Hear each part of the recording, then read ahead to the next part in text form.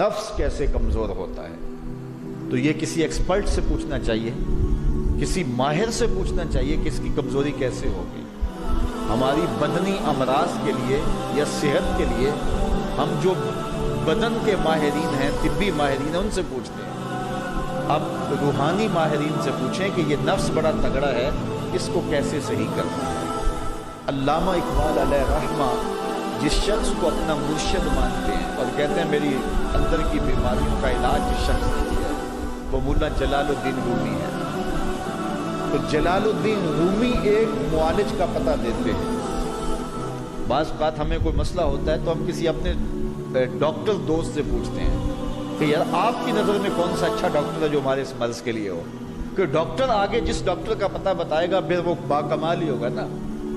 तो आम आदमी को हो सकता है किसी अताई का पता बता दे, वो कहता मुझे फलां जगह से दम करवाया, मुझे इससे दाम आ गया, तो हम दम करवाने भाग जाएंगे। ये ऐसे ही होता है ना कि लोग वक्त ज़ाया कर देते हैं इन चक्करों के अंदर और बीमारी के मुंह में। वक्ती तौर पे थोड़ा सा नफसियाती तौर पे वो ठंडे हो जाते हैं। जब उन्हें कोई दम शम हो जाता है तो वो कहते हैं ना मैं ठीक हूँ, लेकिन बीमारी अंदर फैलती रहती है। वो डॉक्टर के पास जाते नहीं बराबर और फिर बीमारी इतनी फैल जाती है फिर इलाज नहीं होता।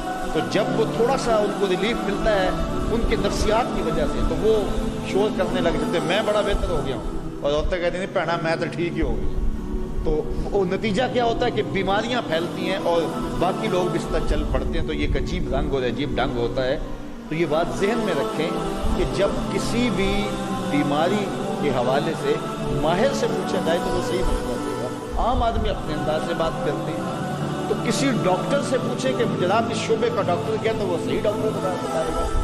अब माहिर से पूछा गया, माहिर भी कौन है? जिसको इकबाल ने भी अपना मुर्शिद माना, और इकबाल ने जिसको अपना मुर्शिद माना वो मुर्शिद ही होगा। अल्लाह अकबर। तो वो इकबाल फरमाते हैं एक मुर्शिद का पता देते हैं अल्लामा रूमी का, और रूमी आगे एक मुर्शिद का पता देते हैं। हफ्त शहरे इश्क रा अत्तार गश्त माँ हनूज अंदर खमे यक कूचाम। शेख फरीदुद्दीन अत्तार के बारे में हज़रत रूमी कहते हैं कि ये वो शख्स है कि जो इश्क के सातों शहर घूम चुका है। और हज़रत रूमी कहते हैं कि मैं पहले शहर की पहली गली के कोने पे खड़ा हूँ। अब शेख फरीदुद्दीन किस मर्तबे के शख्स हैं, तो उनसे पूछिए कि आप माहिर हैं, इकबाल का मुर्शिद भी आपकी दहलीज पे खड़ा है, तो आप बताइए ये नफ्स का इलाज क्या है। तो शेख फरीदुद्दीन फरमाते हैं आओ मैं तुम्हें बताऊं इस नफ्स का इलाज कैसे करना। क्योंकि ये नफ्स का इलाज इन लोगों के पास बाज फकीरा किसे नहीं मारिया बाहू जालिम चोर अंदर ना हो, ये इन लोगों का ही काम है कि इसका इलाज करें। तो शेख फरीदुद्दीन फरमाते हैं नफ्स नतमा कुश इल्ला बासे चीज़ बात गोयम यादगीरश ए अजीज। नफ्स नहीं मरता, लेकिन अगर तेरे पास 3 असले मौजूद हैं तो फिर इसको काबू करना मुश्किल भी नहीं है। वो 3 असले कौन से, सुन लीजिए और इस नीयत से सुनिए कि हम इस माह सियाम में इस पर अमल करेंगे और अपने नफ्स पे काबू पाने की कोशिश करेंगे। क्योंकि ये तकरीर महज तकरीर नहीं होनी चाहिए कि मैं आके हर साल कोई बात सुना दूँ और आप हर साल सुन लें, तो इससे क्या फ़ायदा होगा अगर हम अमल नहीं करेंगे। तो इस नीयत के साथ सुने कि ये एक माहिर रूहानियात के माहिर ने हमें ये मशवरा दिया है कि अपने नफ्स का इलाज कैसे करें। कहते हैं नफ्स नहीं मरता मगर 3 असले हों तो ठहरता भी नहीं है। पहला असला खंजर खामोशी, खामोशी का खंजर। दूसरी बात शमशीर जू, भूख की तलवार। और तीसरी बात नेज़ाए तन्हाई और तरके वजूद, और एक तन्हाई का नेज़ा। तो 3 असले अगर तुम्हारे पास हैं तो ये नफ्स काबू में आ जाएगा। खामोशी का खंजर, भूख की तलवार और तन्हाई का नेज़ा। एक दुश्मन बंधा हुआ है, 3 असले लेके दूसरे दुश्मन पे टूट पड़ा। माह सियाम में भूख तो पहले ही काटनी है, लिहाजा ये जो है वो भूख का हथियार भी उसके ऊपर जो है वो कारगर हो गया।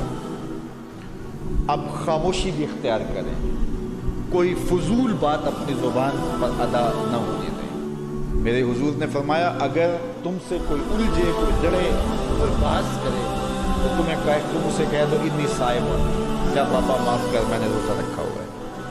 तो इस तरह उसको टाल दो कि جو ہے وہ انی صائم، میں روزے سے، میں نہیں لڑنا چاہتا، میں نہیں کوئی فضول بات کرنا چاہتا، میں کوئی بے مقصد بات نہیں کرنا چاہتا، لیکن فرمایا جو جھوٹ اور جھوٹے اقوال اور اعمال نہیں چھوڑتا ہے اس کے بھوکے اور پیاسا رہنے کی اللہ کو کوئی ضرورت نہیں، وہ خاموشی اختیار کی ہے۔ اور تیسری چیز العافیت فی العزلہ، تنہائی میں عافیت ہے، اور یہ ہمیں اختیار کرنا چاہیے۔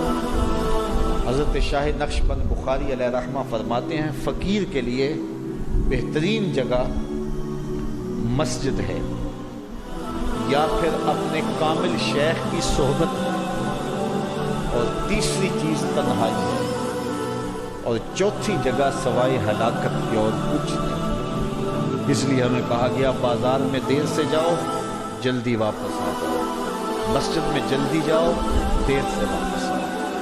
تو بہترین جگہیں مساجد ہیں۔ کامل پیر اگر کسی کو مل جائے، آج تو اس دور میں کامل کا تلاش کرنا بھی ایک مسئلہ ہے، لیکن جن لوگوں کے انفاس کی خوشبو سے دلوں کی تربیت ہوتی ہے وہ مفقود نہیں ہوئے، اگرچہ تھوڑے ہیں، اگر طلب سچی ہو تو مل ہی جاتے ہیں۔